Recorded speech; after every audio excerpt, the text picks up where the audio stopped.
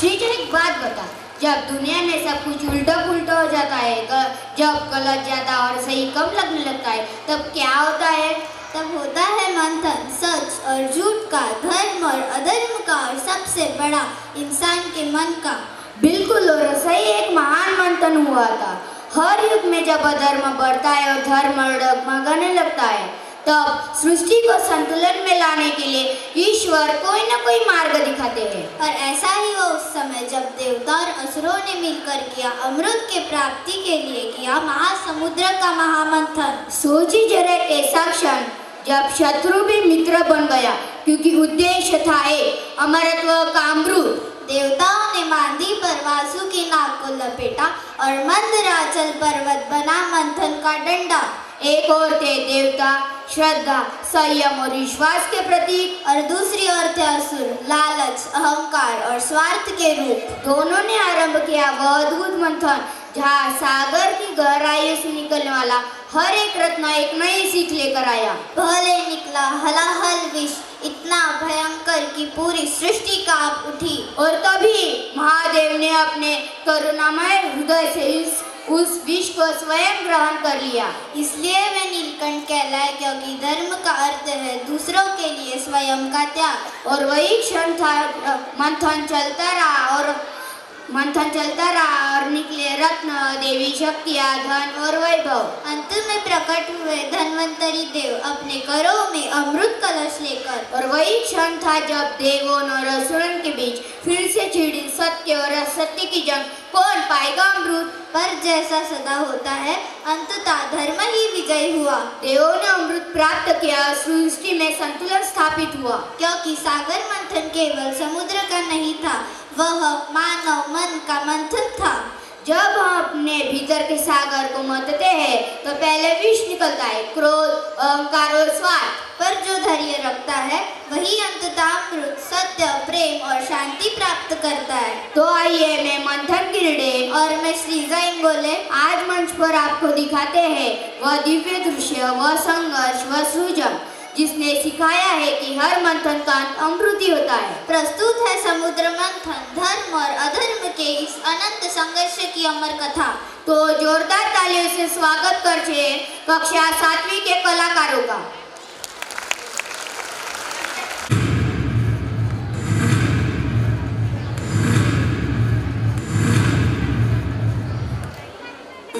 करोड़ों साल पहले जब स्वर्गलोक में देवराज इंद्र अपनी शक्ति और ऐश्वर्य में मदमस्त थे, उन्हें ज्ञात ही नहीं था कि संसार के प्रति भी उनका कुछ दायित्व है।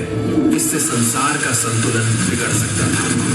इस चिंता को दूर करने ऋषि दुर्वासा सप्त ऋषियों के प्रतिनिधि बनकर देवलोक की ओर बढ़े। इसी समय उनको ऐरावत पे बैठे देवराज इंद्र देवताओं के साथ आते हुए दिखे। प्रणाम ऋषि दुर्वासा, आपका स्वागत है। आप जैसी महिमा को देखकर हम धन्य हो गए। ऋषि दुर्वासा ने आशीष में हाथ उठाया और अपनी लाई बैजयंती पुष्पों की माला देवराज इंद्र को भेंट स्वरूप प्रदान की। अभिमान में चूर होकर देवराज इंद्र ने माला को ऐरावत के गले में डाल दिया और ऐरावत ने उसे गले से उतारकर अपने पैरों तले रौंद डाला। अपना ऐसा अपमान देखकर ऋषि दुर्वासा क्रोधित हो गए और बोले, हे इंद्र, जिस अभिमान से मेरी दी हुई पुष्पमाला का आदर नहीं किया, श्राप देकर भी तेरा त्रिलोकी का वैभव नष्ट हो जाएगा।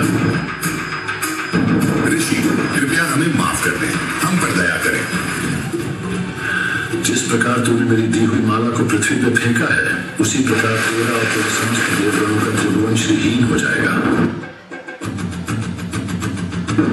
इस प्रकार कहकर ऋषि दुर्वासा वहां से चल दिए। ऋषि दुर्वासा के शाप के कारण देवताओं की शक्ति क्षीण हो चुकी थी। इसका लाभ उठाते हुए असुरों ने स्वर्ग पर आक्रमण कर दिया।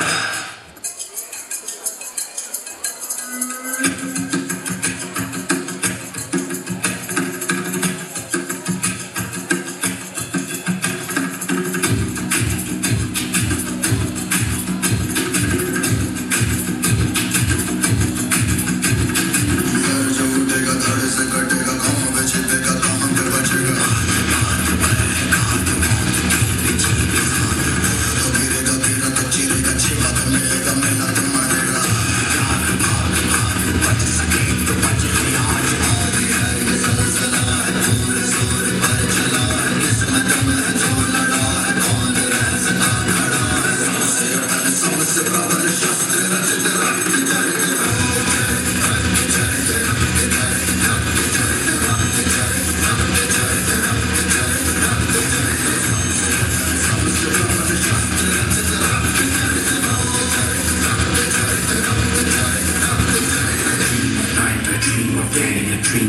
gradually fade away.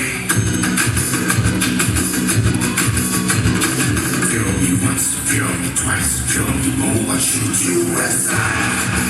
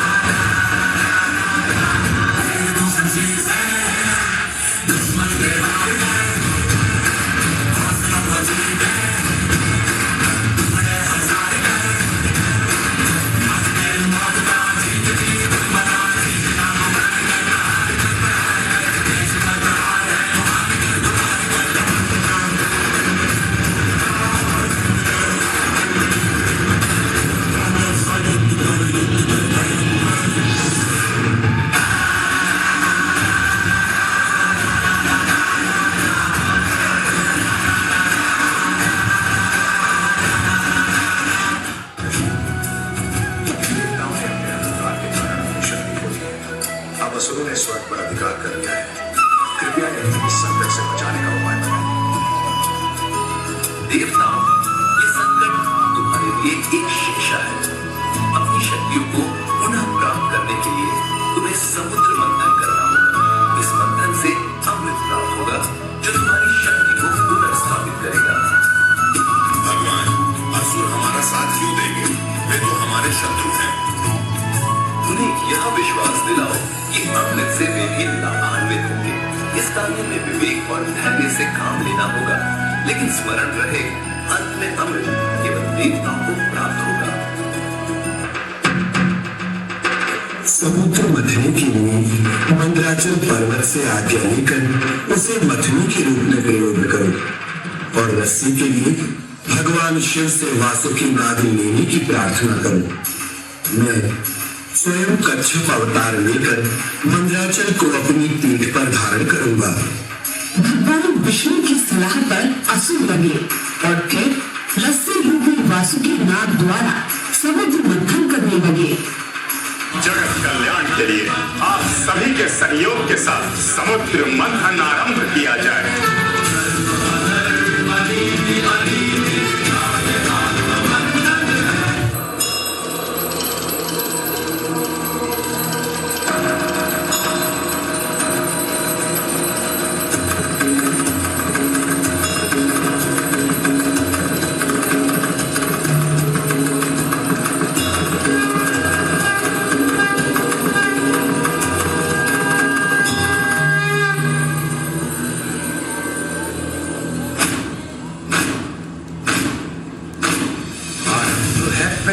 बोल मस्तकों के झुंड, आज चंद्र की घड़ी की तुम हार दो।